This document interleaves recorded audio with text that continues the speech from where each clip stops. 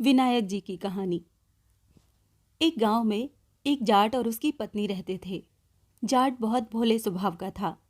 वो सुबह उठता, अपने नित्य कार्य करके पूजा पाठ करके खेत पर चला जाता। दिन भर खेत पर कार्य में जुटा रहता था। इधर जाट की पत्नी भी घर का काम करती और जैसे खाना पीना होता बनाकर पति को खेत पर दे आती और निसंकोच होकर लौटती कि अब तो उसका पति शाम को ही घर लौटेगा। जाट की पत्नी बहुत ही गलत स्वभाव की थी। उसका एक पराये व्यक्ति के साथ संबंध था। जाट तो सुबह सवेरे ही खेत पर चला जाता। बाद में उसकी पत्नी किसी के भी साथ खेत पर खाना भिजवा देती और किसी भी कार्य का बहाना बना देती। इधर जाट जैसे ही खेत पर जाता, उसकी पत्नी उस पराये व्यक्ति के लिए तरह तरह के पकवान बनाती और मौका मिलने पर उसे अपने घर में बुला लेती। जब गणेश जी ने ये सब देखा तो उन्होंने विचार किया कि ये जाट तो भोला भाला है, रोजाना मेरी पूजा करके खेत पर चला जाता है और पीछे से इसकी पत्नी मौज मस्ती में सारा कुछ नष्ट कर देगी। गणेश जी एक छोटा रूप धर के आए और जाट जाटनी को मामा मामी कहने लगे। जाट ने भी सोचा कि हमारे घर में कोई छोटा बालक होगा तो चहल पहल बनी रहेगी। जाट ने उस बालक को अपने पास रहने दिया। अब भगवान तो अंतर्यामी हैं। एक दिन जैसे ही जाट घर से खेत की तरफ निकला कि जाटनी मौका पाकर हलवा बनाने लगी और मौका देखकर उस आदमी को भी घर बुला लिया। गणेश जी सब देख रहे थे। वो भागे भागे आए और दरवाज़ा खटखटाकर बोले, मामी जी दरवाज़ा खोलो, मामा जी रस्सी यहीं भूल गए हैं। जाटनी ने डर के मारे उस आदमी को घर के पीछे वाली गली में भेज दिया और हलवे को कोठरी में छिपा दिया। परंतु गणेश जी तो भगवान हैं। वो जैसे ही घर के भीतर घुसे तो कहने लगे, मामी जी आज तो हलवे की खुशबू आ रही है, क्या बात है, खाना तैयार है क्या? तैयार है तो मैं मामा जी को ले आऊं? इतना कहकर गणेश जी तो पीछे की गली में रस्सी लेने गए और उस आदमी को बहुत पीटा। रस्सी उठाई और कोठरी में से हलवा लेकर चले गए। खेत पर पहुंचकर बालक ने जाट से कहा, मामा जी मैं आपके लिए हलवा लेकर आया हूं। जाट ने भी हलवा खा लिया। दूसरा दिन हुआ। जाटनी ने जाट के जाते ही खीर और मालपुए बनाए और उस आदमी को इशारे से घर में बुलाया। लेकिन इधर गणेश जी भी तैयार थे। वो भी भागे भागे आए और दरवाज़ा खटखटाया। कहने लगे, मामी जी मामा जी आज हल भूल गए हैं। दरवाज़ा खोलते ही पीछे गए जहां वो आदमी छिपा हुआ था, उसे बहुत पीटा और हल लेकर मामी जी से कहा, आज तो खीर और मालपुए की खुशबू आ रही है। ताक पर रखे खीर और मालपुए लेकर वो खेत की तरफ चले गए। खेत पर जाकर जाट से कहा, मामा जी आज मैं आपके लिए खीर और मालपुए लेकर आया हूँ। जाट ने भी खीर और मालपुए खा लिए। तीसरा दिन हुआ। जाट जैसे ही घर से निकला कि जाटनी ने सोचा कि आज मैं फटाफट चूरमे के लड्डू बनाकर उसे बुलाकर खिला दूंगी। इधर जैसे ही जाटनी ने उस आदमी को बुलाया कि गणेश जी ने दरवाज़ा खटखटाया।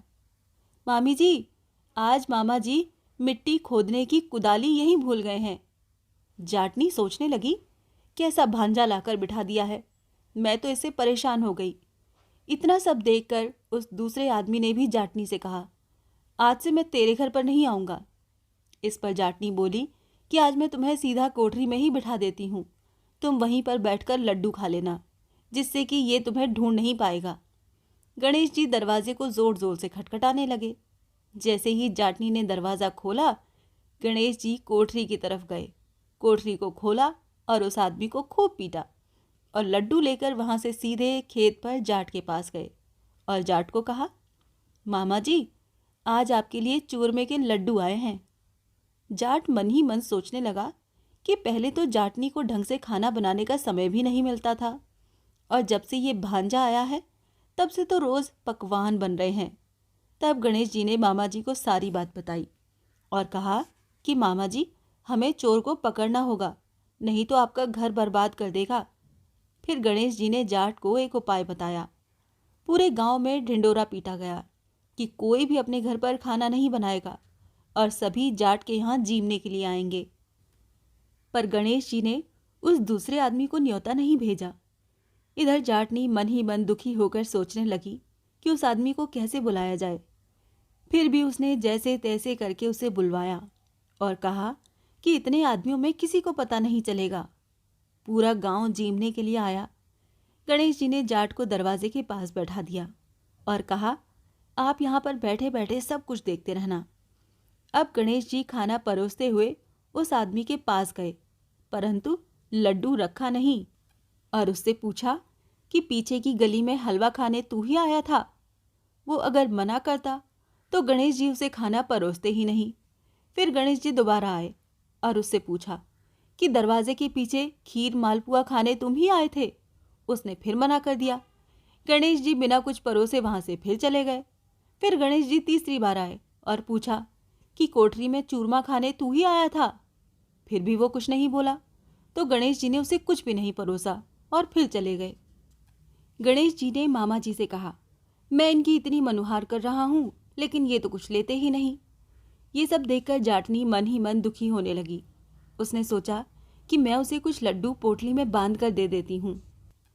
जब गणेश जी ने जाटनी को उस आदमी को पोटली देते हुए देखा तो उन्होंने जाट से कहा, मामा जी, जो भी व्यक्ति खाना खाकर जाए, आप उससे कहना कि दोनों हाथों को ऊपर उठाकर जोर से जय गणेश कहते हुए जाए। जाट ने ऐसा ही किया। सभी लोग खाना खाकर दोनों हाथों को ऊपर उठाकर जय गणेश बोलते हुए जाने लगे, लेकिन उस आदमी ने हाथ नहीं उठाए क्योंकि उसने बगल में लड्डू की पोटली को छुपा रखा था। तब गणेश जी ने कहा, अरे भैया, तुम भी तो हाथ ऊपर करके जय गणेश बोलते हुए जाओ। जैसे ही उसने हाथ ऊपर किए, वो लड्डू की पोटली नीचे गिर गई। ये देखकर गणेश जी ने मामा जी से कहा, मामा जी, यही है आपके घर का चोर। मामी जी इसी के लिए रोजाना पकवान बनाती थी और मैं इनसे लेकर आपको देने आता था। आप तो बहुत भोले हैं, कुछ विचार नहीं करते, और मामी जी ने आपके साथ ऐसा धोखा किया है। तब जाट को बहुत गुस्सा आया और उसने जाटनी को अपने घर से बाहर निकाल दिया। गणेश जी ने अपने असली स्वरूप में आकर जाट को दर्शन दिए। हे गणेश जी महाराज, जैसे आपने जाट की लाज रखी, वैसी सबकी रखना।